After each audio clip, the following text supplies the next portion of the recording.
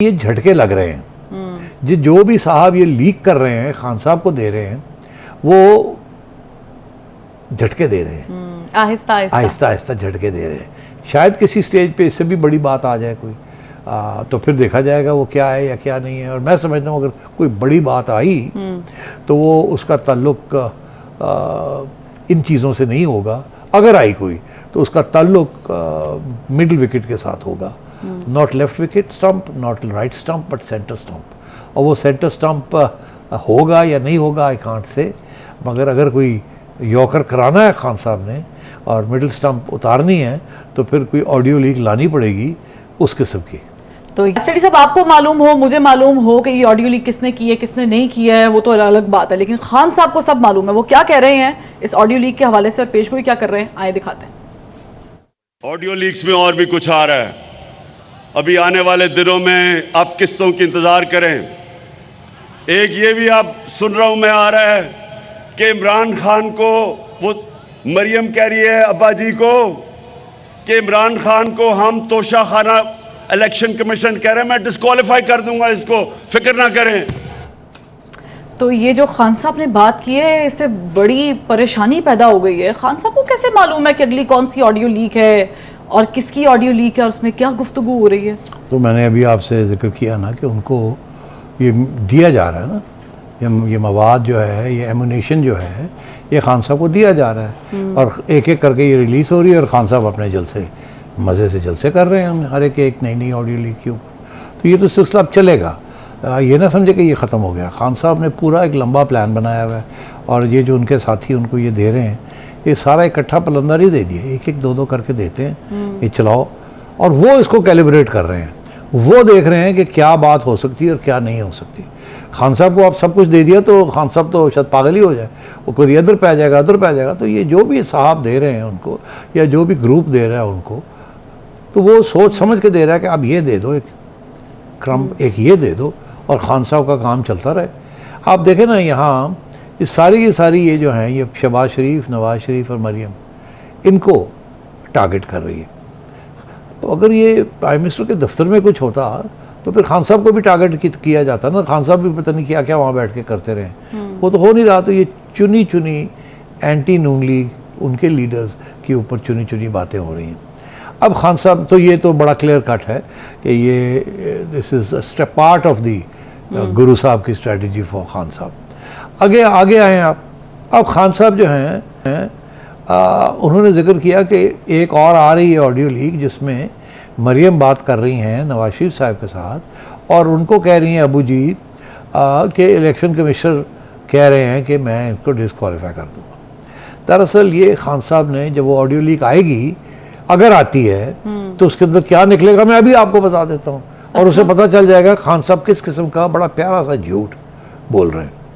अगर ऐसी कोई ऑडियो लीक आती है तो उससे पता क्या बात होगी, क्या? जैसे तुम और मैं बातें करते हैं, फरवा डिस्कशंस।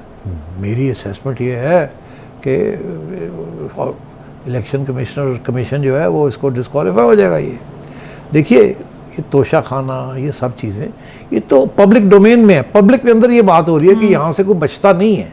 तो ये इलेक्शन कमिश्नर को कहने की कोई ज़रूरत नहीं है, अभी जजमेंट रिजर्व हुई है।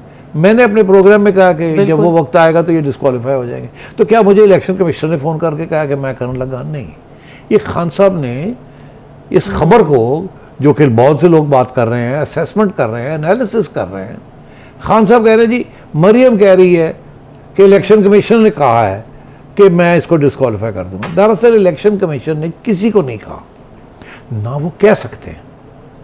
ये 5 लोगों ने ये फैसला करना है। तो इलेक्शन कमिश्नर किसी से बात नहीं करता, वो कभी भी किसी पे फ़ोन पे या कहीं या मरियम को फ़ोन करके या किसी को फ़ोन करके नहीं कहेगा, ये हो ही नहीं सकता। अलबत्ता ये है कि आप और मैं और लोग तज्जिए कर रहे हैं कि जी इलेक्शन कमिश्नर नहीं छोड़ेगा इसको। तो वो ये कह रही होगी कि अब जी इलेक्शन कमिश्नर जो है, इलेक्शन कमीशन जो है डेफिनेटली इसको डिस्क्वालीफाई करेंगी। ये उनकी असेसमेंट है।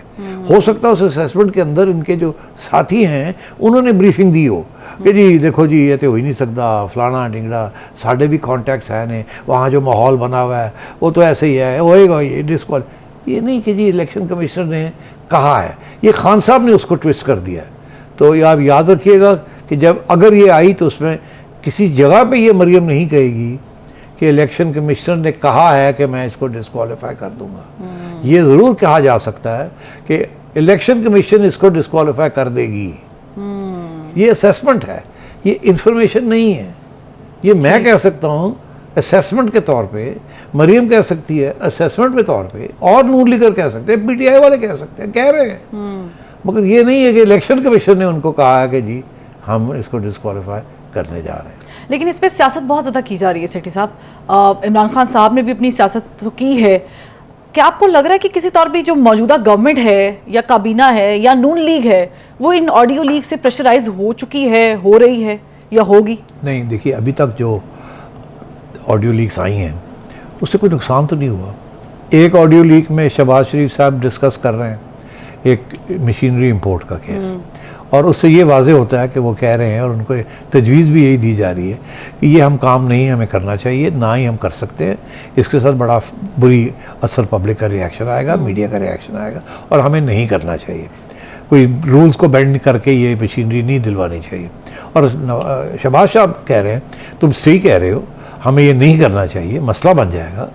तो मैं समझाऊंगा मरियम को, और आप भी बात कर लें, उनको समझा दें, या उनके जो दामाद हैं मैं उनको is a sun in law, तो समझाया जा सकता है, ऐसी कोई बात नहीं। दरअसल हुआ ऐसे है, मेरा ख्याल है कि इमरान खान के दौर में या शायद उससे भी पहले कुछ मशीनरी इंपोर्ट थी जब इजाज़त थी, तो कुछ मशीनरी इंपोर्ट हुई, वो आधी रह गई पीछे, फिर गवर्नमेंट चेंज हो गई, फिर बैन लग गया, तो वो फिर आ ना सकी, और वो पूरी पूरी फैक्ट्री रुकी हुई है। तो जाहिर है कि जिस बंदे ने अरबों रुपए लगाए हैं और वो इंपोर्ट, और एक इंपोर्ट पॉलिसी रातों रात आई है और ये हो गया है, वो चाहते तो वो साहब अदालत भी जा सकते थे कि देखिए जी मैंने 10 अरब रुपया खर्च किया है, आधी मशीनरी आ गई है, गवर्नमेंट ने बैन लगा दिया है, तो ये बड़ी ज़्यादती है मेरे साथ, मेरी तो सारी इन्वेस्टमेंट उड़ जाएगी। तो मगर उन्होंने सोचा होगा इमरान खान का दौर है, मैं क्या करूं, जब हमारी गवर्नमेंट आएगी तो फिर कोशिश करेंगे इसको करने की। मगर शहबाज शरीफ साहब ने और ब्यूरोक्रेट ने बहुत अच्छी लाइन ली है कि देखिए ये मसला तो है उनका, मगर हम ये कर नहीं सकते, ना ही हमें करना चाहिए। और शहबाज साहब कहते हैं बिल्कुल सही कह रहे हो, हमें ये नहीं करना चाहिए और हम समझा लेंगे उनको। तो वो तो डैमेज तो नहीं हुआ। इनफैक्ट मैं समझता हूँ कि लोग ये कहेंगे भाई तकड़ा रहा नहीं किया। इसी तरीके के साथ जो बाकी चीज़ें आ रही हैं वो भी इतनी अभी डैमेज नहीं कर रही।